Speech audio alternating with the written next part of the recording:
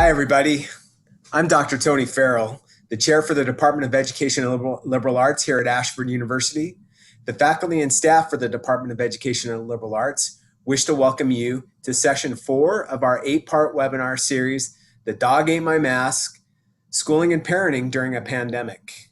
Today's session is titled, Scrolling and Eye-Rolling, Promoting Teen Student Success in Online Learning. Today's presenters have tremendous experience in education, both in traditional settings and the online learning environment. They are excited to share recommendations and strategies for our teen learners.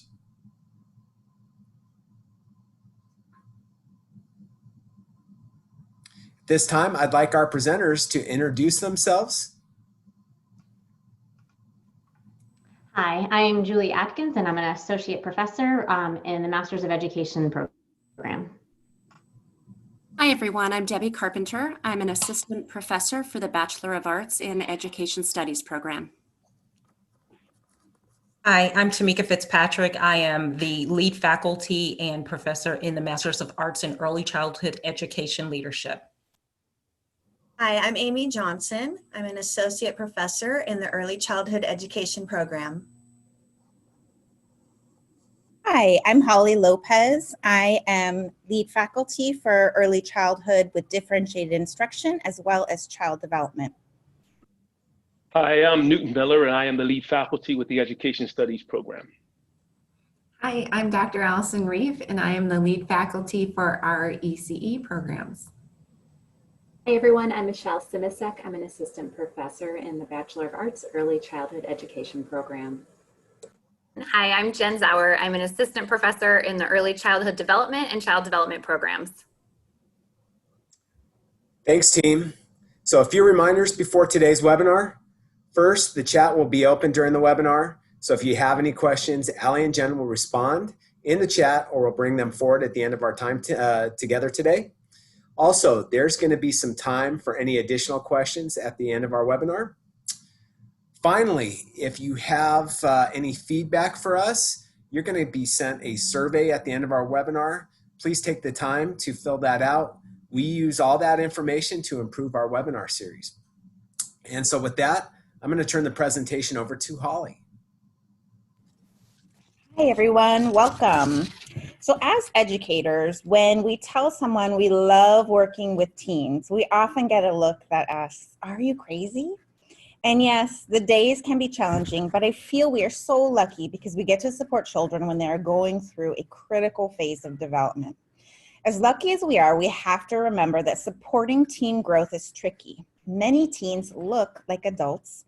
Many teens think they are adults, but they aren't. And that's why it's important to keep in mind what is really happening with their growth and development. Teens, in case you have not noticed, have a much greater sensitivity when it comes to their emotional reactions. You hear things like, you don't understand, leave me alone, which is often accompanied with a door slam. And all of this is because the teen brain is still growing. Our brains are actually not fully mature until our mid-20s. And the emotional part of our brain is on overdrive. At the same time, teen brains can take in an amazing amount of information, solve complex problems, learn new skills. The teen brain is all over the place. It is a work in progress. And because of this, teens really need our support to be successful. As much as they would like us to think they have everything figured out, they need help staying motivated, creating and maintaining positive learning habits, learning to ask for help, and making the most of their friendships. All of this is especially true during this pandemic. So this is why I'm really excited to introduce you to my colleagues who are going to share practical tips that you can use to help your child and their individual needs to make the most of online learning in ways that will set them up for success during these challenging times and perhaps even later ones. So to kick us off, I'd like to pass the mic to Michelle, who's going to walk us through how to set up a home learning environment. Thanks, Holly. So if you're like me, you had high hopes of your middle and high school children heading back to school this fall. My kids were craving that normalcy and truly looking forward to being back in session with their friends. After 5 months at home, I was also ready to get my office back to the peaceful state it was in before March. Sadly, for most of us, it was just not meant to be. And at this point, we have no idea when our kids will be back in the school building. So we need to adjust our mindsets to the learning path that now lies ahead for them. So now that reality is set in, we need to make our homes into places where our kids can learn while we can work and manage the house. In our home here, we quickly realized that our previous homework spaces didn't always work for remote learning. When they do homework, they already had that face-to-face instruction at school, so they're just using the homework to apply new knowledge. They don't need to focus quite as much. In remote learning, however, they are getting their first contact with the topic virtually, so they will truly need one or more spaces where they can focus for extended periods of time. With entire families at home, privacy and space may come at a premium. It's important to include your kids in this discussion of workspace. Where do they want to work? What supplies will they need there? What kind of chair do they want to have? And a chair may sound silly, but they're going to be sitting in this chair for hours a day. So if you have a child that's always moving or fidgeting or wiggling, consider one of those big exercise balls as a chair, or you can strap an elastic band around the feet of a chair as shown in this picture, so they can kind of bounce their feet up and down while staying seated. If they have a laptop, you can find a counter height workspace where they can attend to some lessons while still standing, or they can have one workspace outside where they can move to for a change of scene. If you have multiple children sharing space, consider noise canceling headphones to use so that they can each focus on their own content without hearing what their siblings may be doing. You can also use one of those tri-fold poster boards from the craft store to create easily storable dividers between kids learning at home. On this slide, you see some of our presenters' kids' learning spaces right now. Make sure your kids have their supplies needed within reach of the learning station, and if your child is one that plans to move around the house or to different areas throughout the day, they can put their supplies in a crate, bin, or bag and take them along with them. We need to take a minute at this age to talk about distractions. So I'm sure it's no surprise to most of you that cell phones continue to top the list of parent and teacher concerns when it comes to distractions. Tweens and teens are constantly connected to their phones, and they can waste an infinite amount of time on them. This has been a big problem in my own house, at least for one of my children. While our oldest is able to use her phone responsibly for study groups and positive connections, the other uses it in all the wrong ways, and it is a full-on distraction from his learning. So when we set up our virtual learning rules as a family just a few days ago, we agreed no phone during school hours for him. His teachers don't allow that phone out during class, therefore he is not allowed to have it out during virtual school either. He's required to plug it into a charger in our main living space, and he can access it during breaks or lunch only. If he does need to connect with a classmate, of course, that's okay, but he does need to do that in the common living space. So cell phones are not the only distraction though. TVs playing in the background, doorbells, dogs barking, younger siblings playing, they're all distractions. Every time UPS or Amazon delivers to our door, which is often, they ring our doorbell, which sends our dog into a 5-minute barking frenzy. This distracts my kids and likely anyone in their virtual classroom. So I have now requested our deliveries to be made without ringing the doorbell. So think ahead about those distractions in your own home and how you can minimize those. This will help support your child's ability to focus for longer periods of time. Amy's going to speak a little bit more about scheduling to help your child stay focused. Amy? Thanks, Michelle. In the younger grades, students only have 1 or 2 teachers and stay in the same general area throughout the day. But middle schoolers are now thrown into multiple teachers, a bell schedule, and passing periods.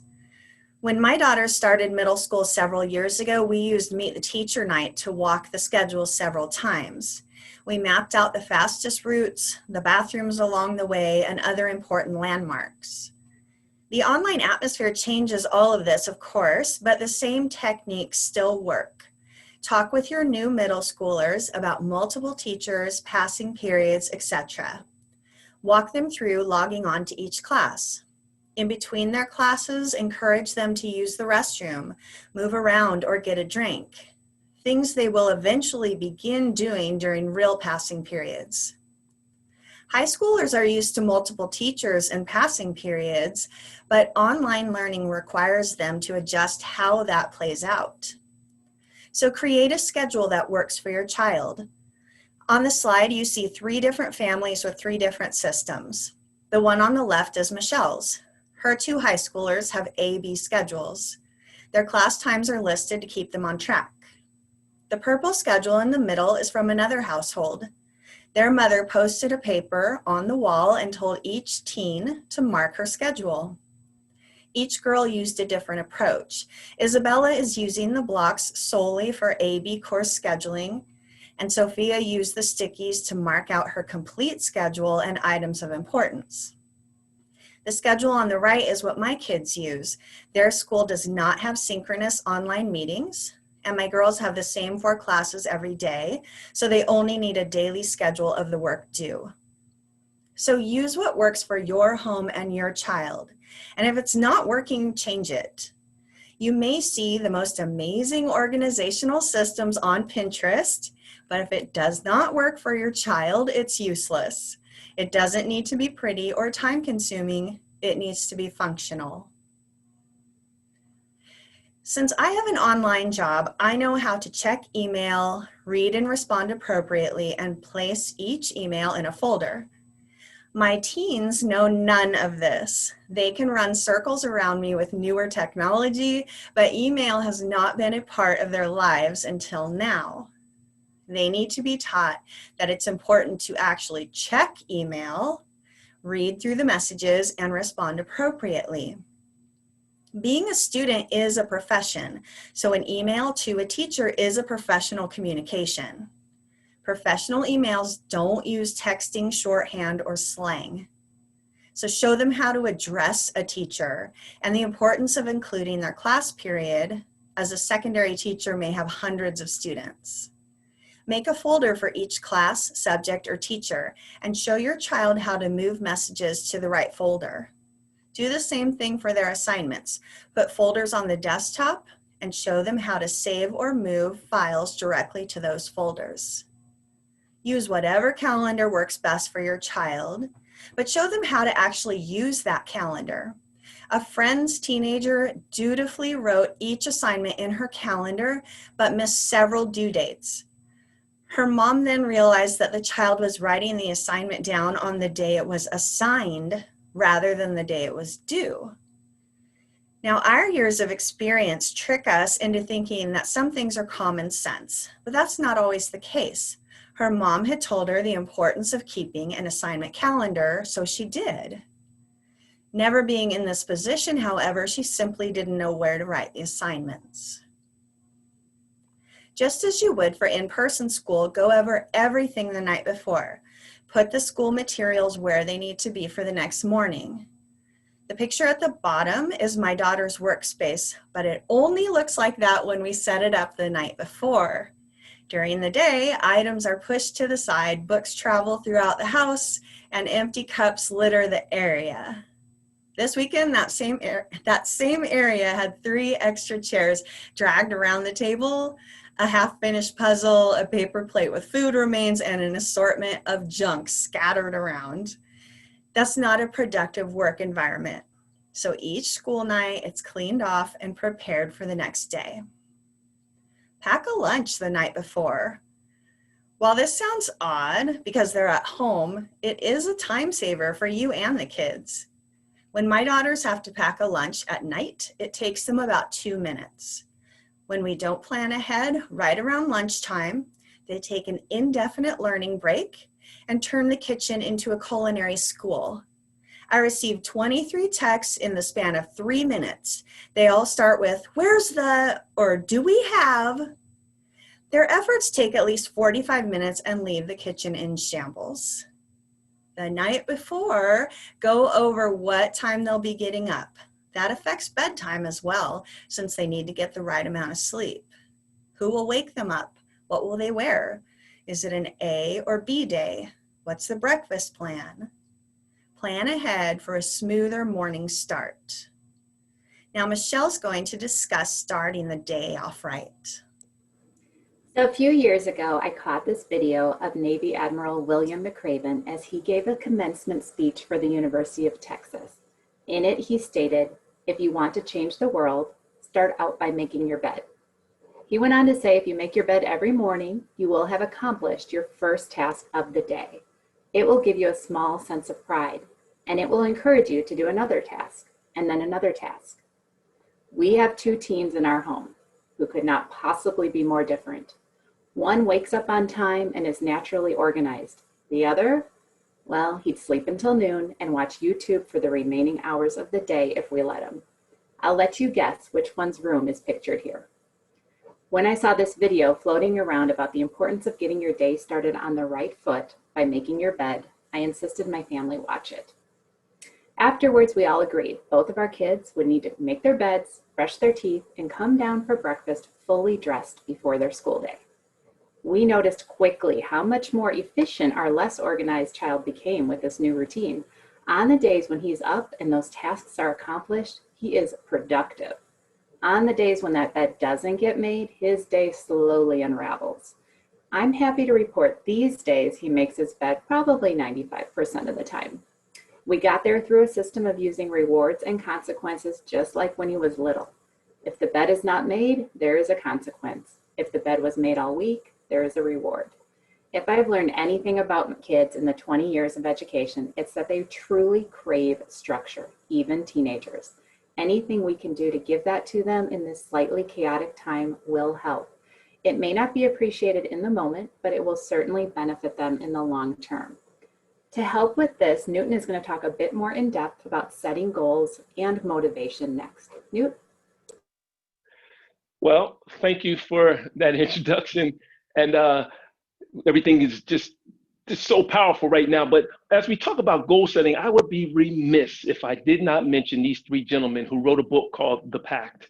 These three gentlemen were from an urban arena where they didn't have a lot of examples and just people who were doing what it was that they wanted to be. So they shared their dream with each other. And then they researched together to find out the action steps that it would take to become doctors, which is what their dream was. And they made a pact to hold each other accountable. Despite that they all went to different colleges, they all became doctors. And to give back to their community, they wrote this book, which is one of three. They created a foundation and they do national tours to talk to other young people from marginalized populations, especially to help them set goals. So these three gentlemen are a perfect example of why goals are important. You see, goals do two things. They provide us with a direction so we can know where it is we're trying to go. We can be more intentional with our resources, our time, and our talent. And they help us keep track of our accomplishments, our growth, and our development to make sure we're winning along the way. Now, if you're a parent, you may say, well, what's my position in this goal-setting process? Well, it's simple. You now become the monitor. You were the facilitator, but since your students now have some buy-in to the goals, you're now monitoring them and making sure they're on task and on target, making sure they have everything that they need. And most importantly, you are their greatest motivator, so you're providing an ample amount of positive reinforcement to make sure they want to keep moving along the way. Now, one method you can use is something called the Pomodoro method. Now, the Pomodoro method means you take one simple task. Out of all the tasks you have, you just identify one, and you devote 25 to 30 minutes to that task. And after that 25 to 30 minutes, you take a 2 to 5 minute break, and you repeat that cycle 4 times. Now, after the 4th time, you make a check mark because that means you completed one cycle. Now, that check mark at the end of the day will be your visual representation of your time on task for the day, so you can make sure that you're effective with your time. Now, when we're dealing with students, especially from urban and rural populations where there's not a lot of, on-site examples and role models that match the dreams or working in the position of the dreams that some of those students may have, then those students may think that some of their dreams are out of reach. And that's probably because they don't understand the importance of education, goal setting, and dreams and how to tie them together. So you as parents, you have a very important role right here to teach your children the goal of goals. Now, That's simply to establish or to create what's called a growth mindset. That means that you have the mentality that you are ready to take on any challenge that comes your way, no matter how difficult, no matter how much you know or don't know about that challenge. You have a made up mind that you're going to be diligent, disciplined, and dedicated enough to take on that task and accomplish that challenge, right? And you do that by doing 4 things. One, you have to be honest with your own level of ability. So, what are my strengths? And what are the things that I presently struggle with?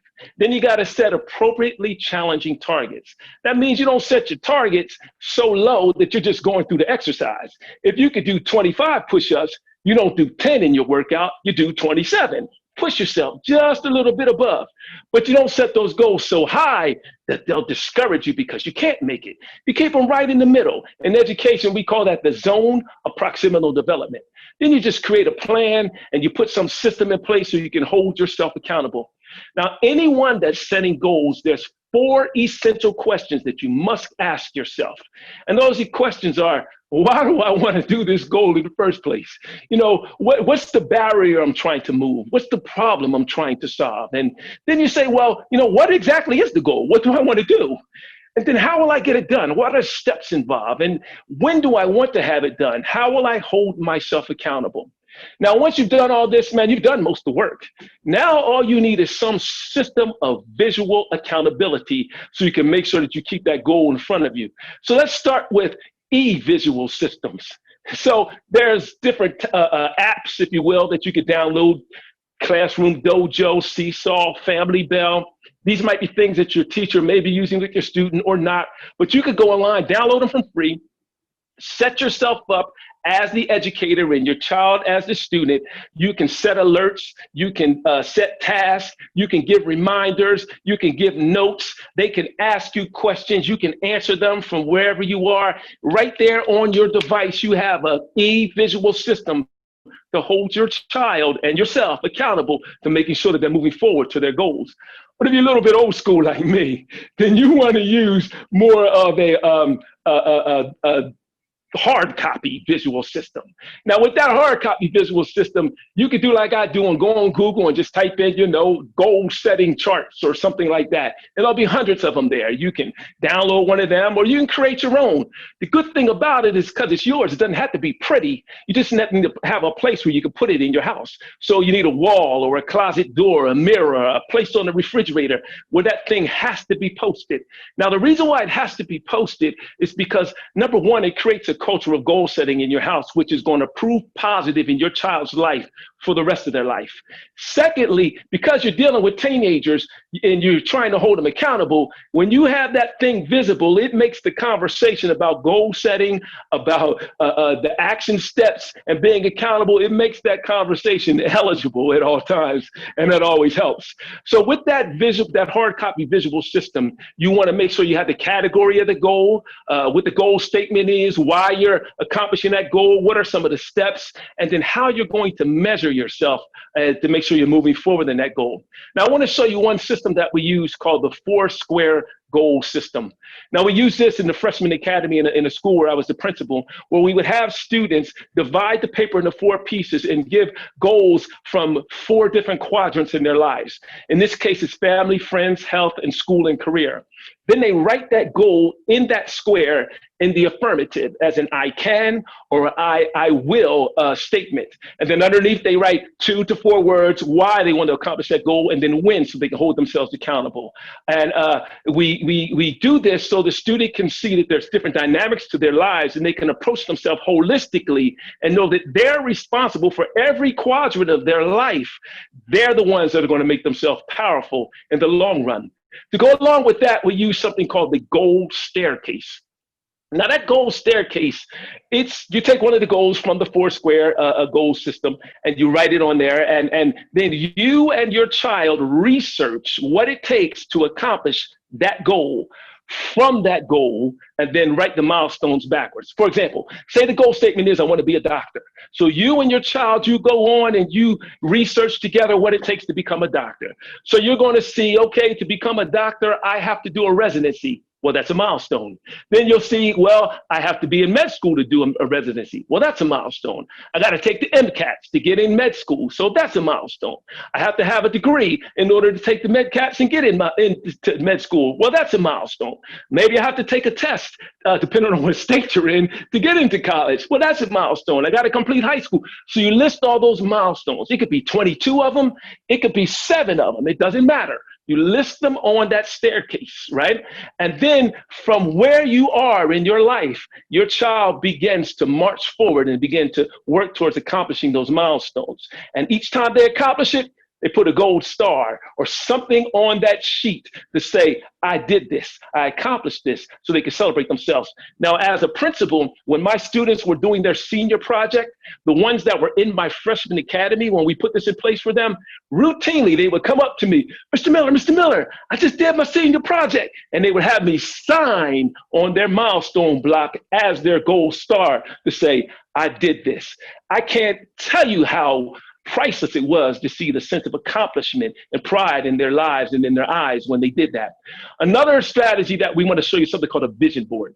Now, this vision board is super powerful, especially, it's for all students of all demographics, but especially for students that are in urban at potential arenas or rural at potential arenas. And the reason is because students in those arenas don't often have a lot of examples, living examples in front of them that are operating in their lives in areas that match the dreams that those students have.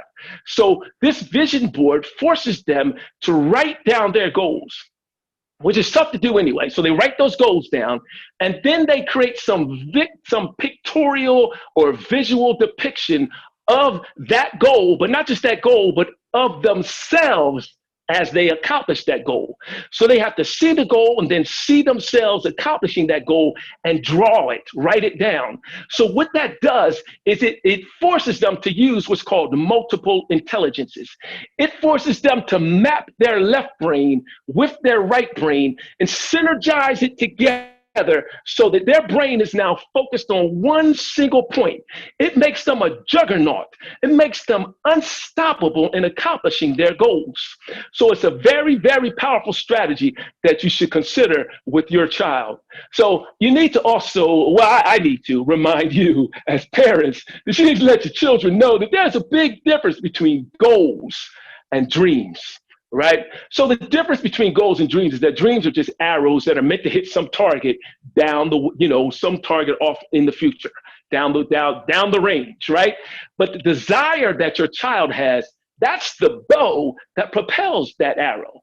But if you have an arrow in one hand and a bow in another hand, and you never put them together in their purpose, then as powerful as they might be together, separately, they're basically useless to you. So that's where goals come in. Goals establish the action steps and the way that you're going to hold yourself accountable to the action steps. So you can actually take that arrow, put it in the bow, draw back the string, let go, and propel that dream down the field so that it can hit its target and you can accomplish what it is that you set out to accomplish with the purpose that's given you in your life. So as parents, it's important that we teach our children that the difference between dreams and goals is simply action and accountability. So I know that many of us may have done very well in goal setting in our lives and meeting all the targets. But if you're anything like me, you messed up more than you did well. So if you're anything like me, where we're hit and miss with goals and aspirations, you still need to get hands-on with your child right now and teach them this goal setting process. Teach them how to set action steps and to hold themselves accountable for those action steps, because this will prove positive in every area of their lives for the rest of their lives. You have to right now decide whether you're going to do the work to raise a dreamer or whether you want to raise a world changer. I know what kind of children I want to raise. Now, in order to do all of these things effectively, it helps if you know how to, as much as possible, support your child in ways that map to how they learn. So for the next section of this presentation, Dr. Julie Atkins is going to take you on that journey. Thanks, Snoop. One of the most difficult things I had to realize as a parent is that my daughter will not necessarily learn the way I like to learn. Making this assumption made for some lively conversations in our house. For example, I couldn't understand why using flashcards to memorize terms wasn't helping her to retain information. I mean, it worked for me. It had to work for my daughter, right? But it didn't. It wasn't until my husband suggested some of his strategies for learning that made me realize my child might prefer a different way to take in new information. I must admit, as an educator who is trained to understand learning differences, I overlooked this critical element of teaching. You see, my daughter is very creative and enjoys to paint, draw, and craft. It finally dawned on me that it might help my daughter to use images and color to help her learn. I use this information to help her figure out different strategies to retain new information. By helping your child understand their learning preferences, you can help them become self-regulated learners, which is a lifelong skill because let's face it, learning new things is just part of life. So, how do you figure out how your child likes to learn best? By asking a few questions. First, ask them who their favorite teachers were and why. As you record their answers, help them connect their reasons to their learning preferences. Then ask them how they think. Do they think in words or do they think using pictures?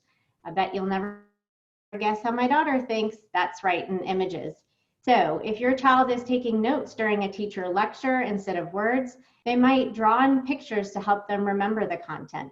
Do they like to work alone or in a group setting? You might ask, how can they work in a group if they are learning from home? Well, thanks to technology like FaceTime, Zoom, or Google Hangout, your child could connect with a student in their class and perhaps work through an assignment together. Does your child tend to prefer to work in an environment that has some distractions like music or the background noise of a television, or do they need complete silence? I think the biggest takeaway to remember in learning preferences are just that, preferences. So it doesn't mean that your child will adhere to those preferences all the time. And guess what? Sometimes those preferences might change. I know for myself in particular, there are moments that I need to work in complete silence, and other times I need background noise to help me focus. The next two strategies I will present will help those students who prefer to learn in words and images and include the use of color. Did you know that color actually stimulates the brain? This stimulation helps to draw our attention to the information presented, which increases the likelihood of us remembering that information. So one of those strategies is called the mind map. And you guessed it, my daughter fell in love with this strategy because it tapped into her creative mind and the way she thought about information. So this might be a great strategy for when your middle or high schooler has to read or watch a video. They can take the information and create a mind map like the one in this image. So there are steps on how to create an effective mind map. First, you need a blank sheet of paper, preferably with no lines, so maybe a sheet of printer paper. You start in the middle of the page, which is the yellow square in the middle, and you select a word or image that is the central idea of the topic of study. Then you create branches of keywords that connect to your central idea. It is suggested you make branches curvy and not straight. The brain responds better to curved lines, and you can get more information in those curved lines. Then from each branch, you create additional branches with associated keywords. You will notice how each branch has a different color. Remember, color helps to attract the brain and store information into long-term memory. Then the final piece of the mind map is drawing the pictures, which helps the brain make even deeper connections with the content. But don't worry, your child doesn't have to be an artist to complete a mind map. Anyone can do it.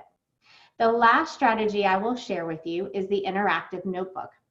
It is similar to the mind map in that it uses words, images, and color.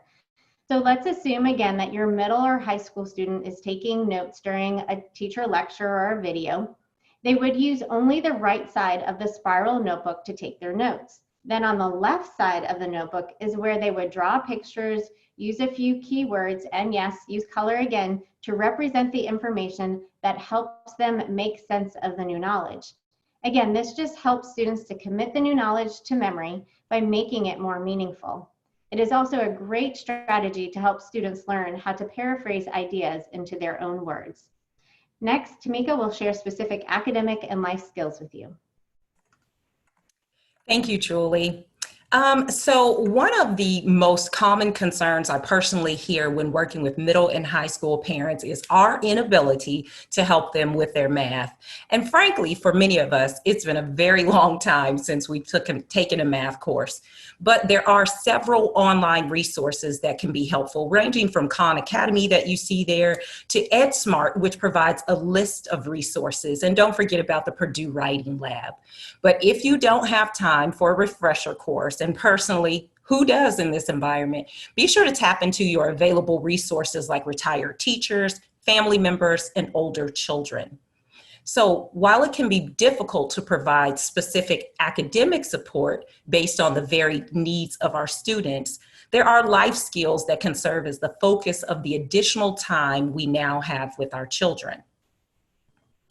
When we think of what those life skills include, one would be resilience. And resilience is our ability to stay strong or to bounce back from hard times.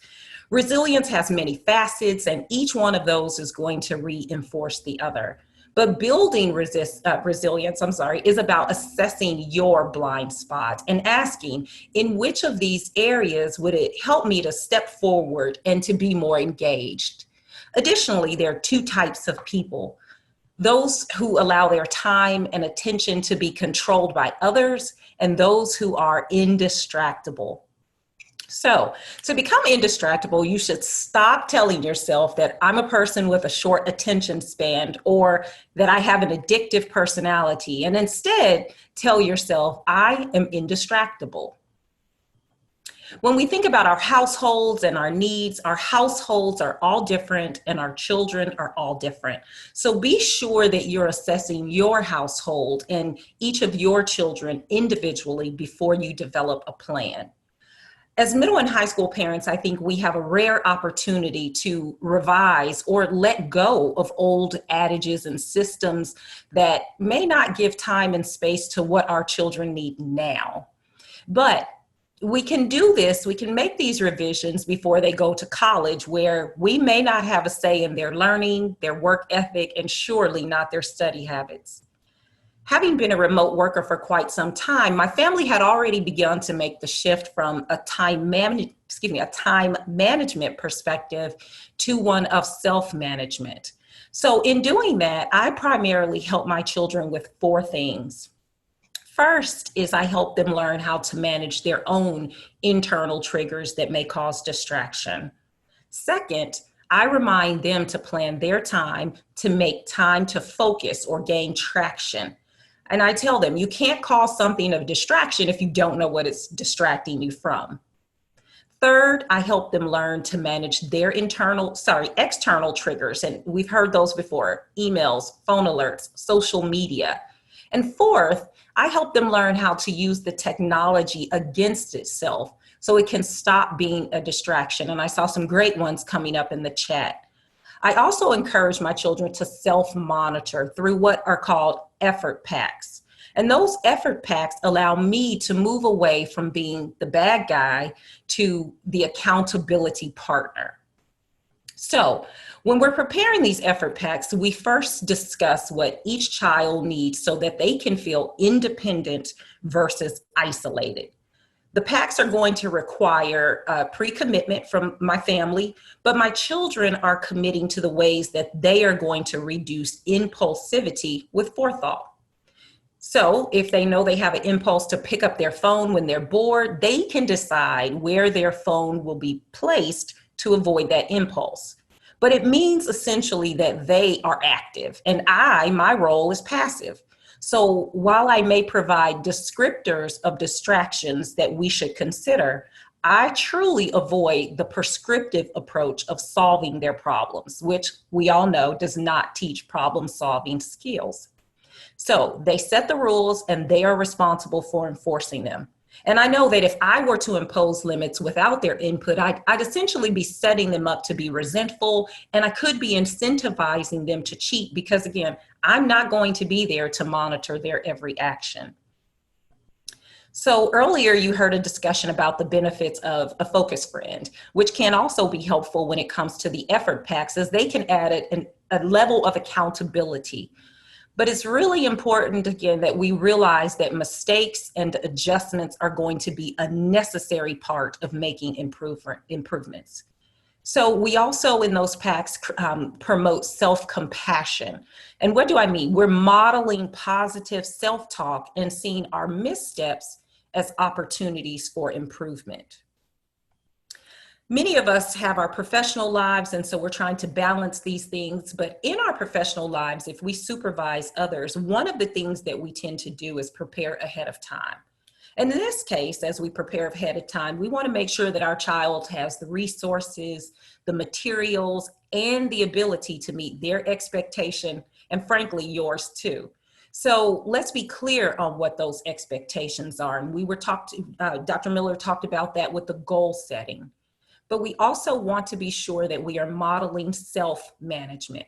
We realize that time is fixed, but we can be disciplined and intentional about the ways that we spend the 24 hours that we have in the day. We can plan our lives in total so that we can meet both our professional and our personal responsibilities. I have to say, though, I caution that we remember that there is no substitute for people. And we are, in fact, the most important resources that our children have right now. So ask yourself, how well am I taking care of myself? Alan Watts tells us that the only way to make sense out of change is to plunge into it, to move with it, and to join the dance. So as we strive to take care of ourselves and manage our time, one noticeable mistake that we as parents make is not empowering our kids with the autonomy they need to control their own time. Again, not allowing them the autonomy they need to control their own time. So if we need to course correct, this is a great time to reevaluate what messages have already been instilled. We want to be sure that we are not letting them escape responsibility. We need to remember it's only when they learn to practice monitoring their own behavior that they learn to manage their own time and attention. Also, it's not our job to prevent them from making mistakes, just as our parents couldn't prevent us from making mistakes. And we should avoid protecting them from their emotions. This is an emotional time, and they will choose their reactions. They have the right to feel the way they feel, but we can help them understand that they also have the power to adjust how they feel. We must be sure that at this age, we are not being overprotective and that we are not expecting or indirectly expressing a need for perfection from them or from ourselves. But in the event that we need to redirect behavior that we want to avoid in the future, it is recommended that we avoid punishments. So punishments can make them think that they are incapable of doing better. And instead, we want to use discipline, which fosters confidence that they can make smarter, healthier choices in the future. Remember, discipline is proactive versus reactive. Next, I'll hand things over to Debbie Carpenter, who will talk to us more about the influence of peers.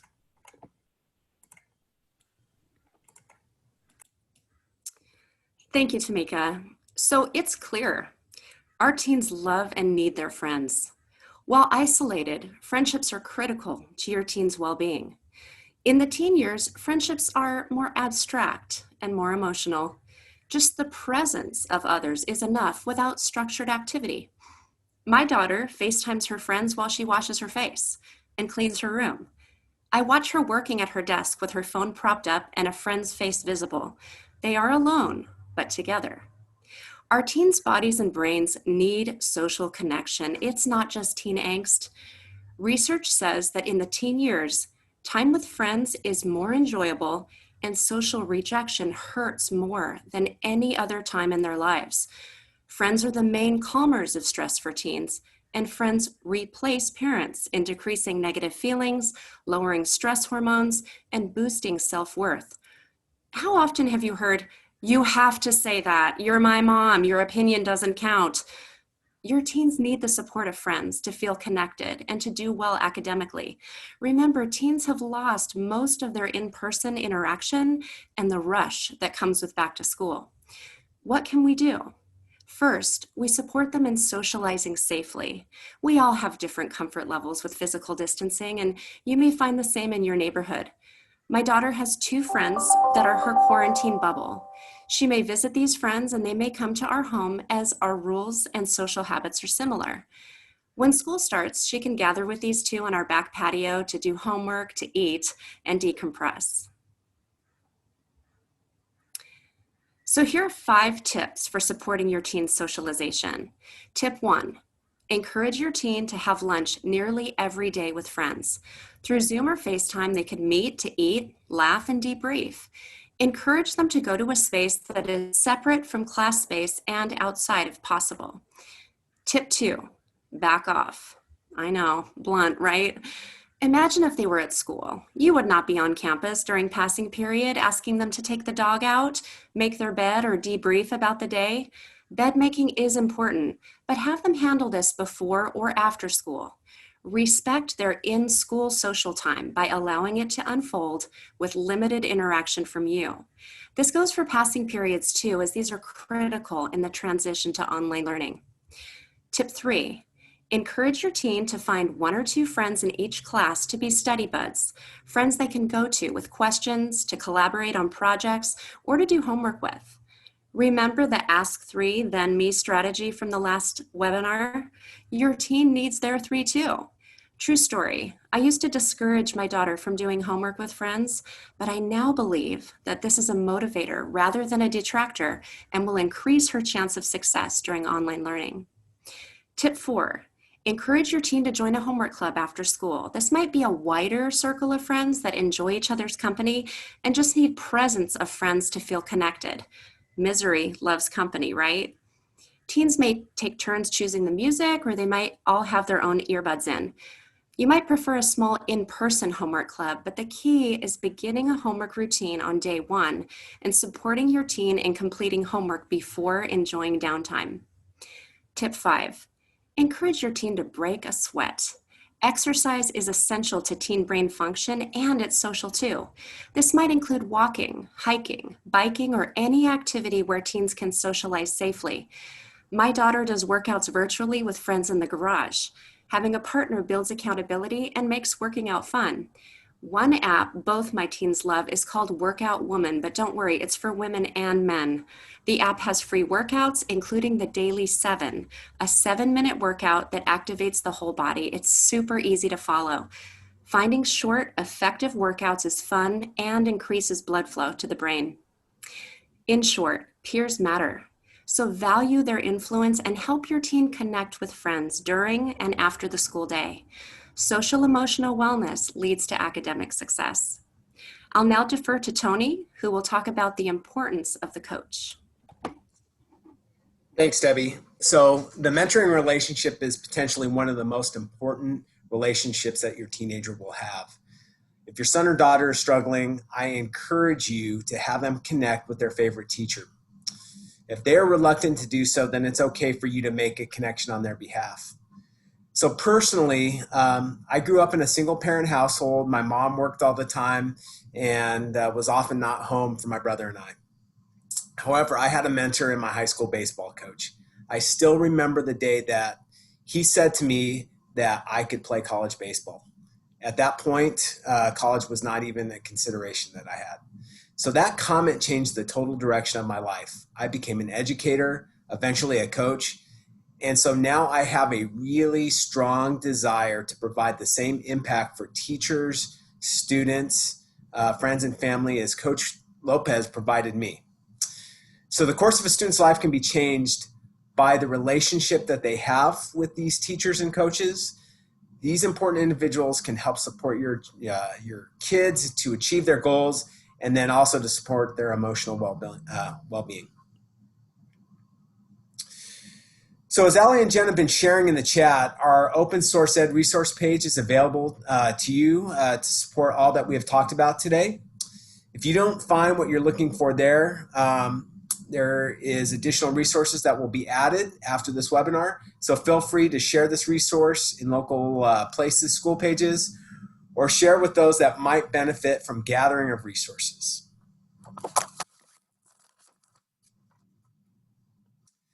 So in summary, a few key takeaways for today. Organize your time and space, encourage safe interaction with friends, foster an environment of independence, and communicate, communicate, communicate.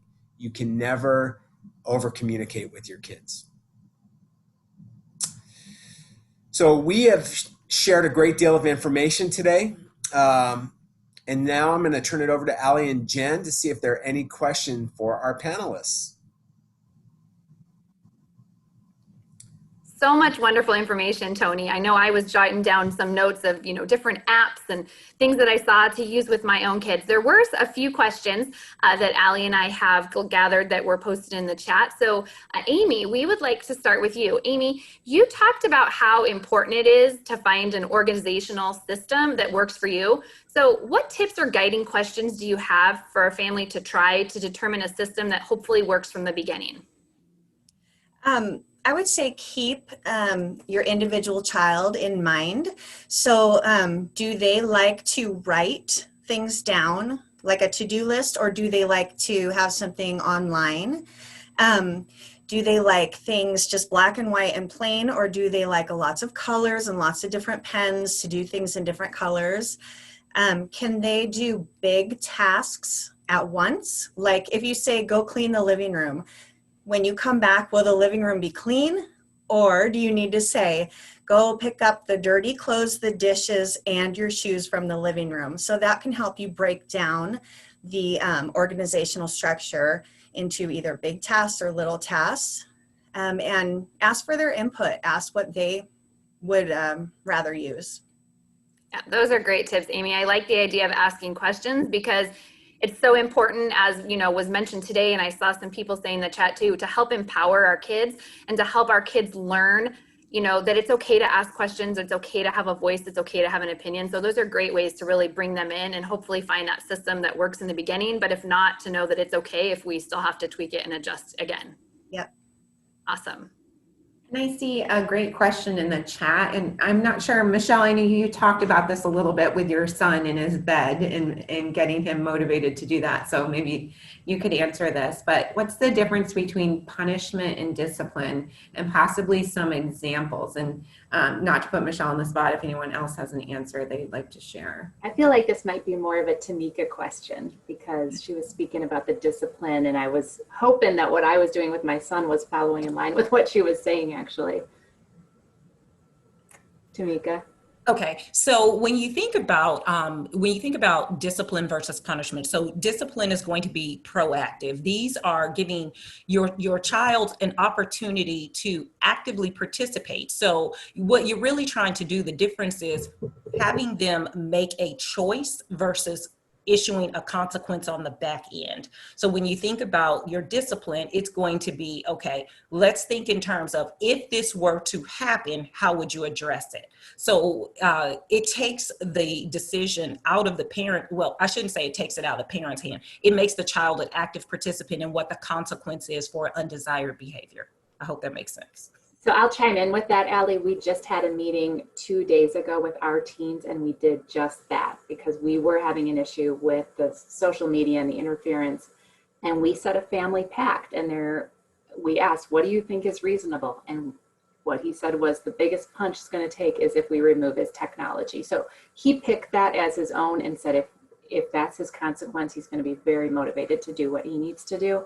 But he does know it's his consequence. And then for rewards, we just came up with some fun ideas like socially distant bonfires for the kids and things they could look forward to that we would be willing to help them put together if things are going well.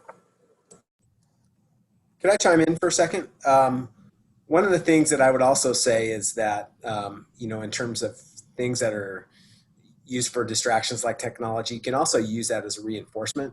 So it doesn't have to be something that is either a punishment or a discipline. It could also be something that is worked for. So in essence, a student doesn't have technology to start the day, and if if they do what they need to do, then they earn the opportunity to access technology. I think that is a really effective strategy for our teenagers as well. Thanks, Tony. Awesome. So there's another question that popped up in the chat that asked about how do you encourage students with special needs or a child who may struggle in person, much less virtually? Does anyone have any thoughts or want to jump on that idea?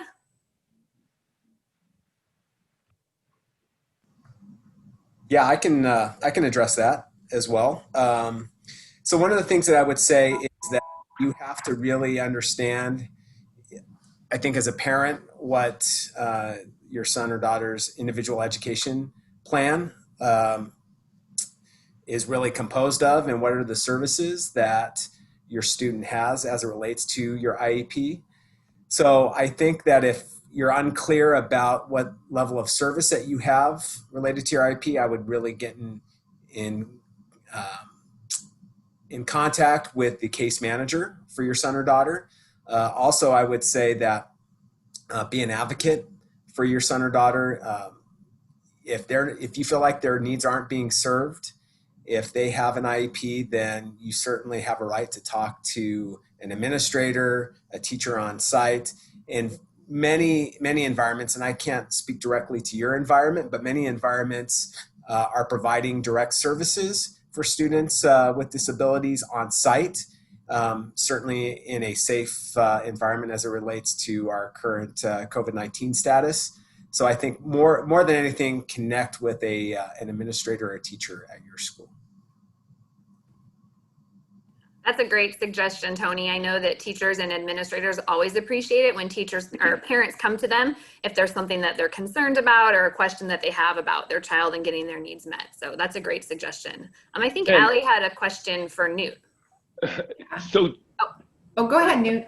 So Jen, just to chime in on the end of what Tony said, there is a device, I put it in the chat, it's called Goally, Goally. I'm not sure the whole website, but that device is especially for students with special needs to help keep them motivated. So the reward system in that device is tied to their targets and the tasks that they have to do through the day. So that might be something that you might want to look into as well. Great suggestion, Newt. I see one more question coming up about having 4 special needs children, running them in 4 different directions. I feel you on that one. What's the best way to space them out to give them room even when you have limited space? Does anyone want to talk about suggestions for maybe having a cramped working environment, but multiple children that need their own space? I really feel like the noise canceling headphones have been big for the special ed students that I've worked with in the past, because they tend to get distracted by any noise, and it can be as little as paper rustling from somebody else in the room. So having a set of those for each student. And then I had mentioned those trifold poster boards. I know some schools provide them, but not all do. You can go to Michael's and get some of those just to give them a little like study corral, and you can fold it up and stow it away when they're done. They just need their own space from seeing distraction and hearing distraction, and then they can be all together where you can monitor them. Another strategy to add on to that is that whole Pomodoro method, where you're chunking their time in smaller pieces, and maybe you could chunk them together so that their breaks are together. That could help or might not help. I don't know the children, but that's another strategy to consider. So Allie, also the study corral is a really great strategy for distractibility. And then some students and families may not have the resources to be able to go and purchase one.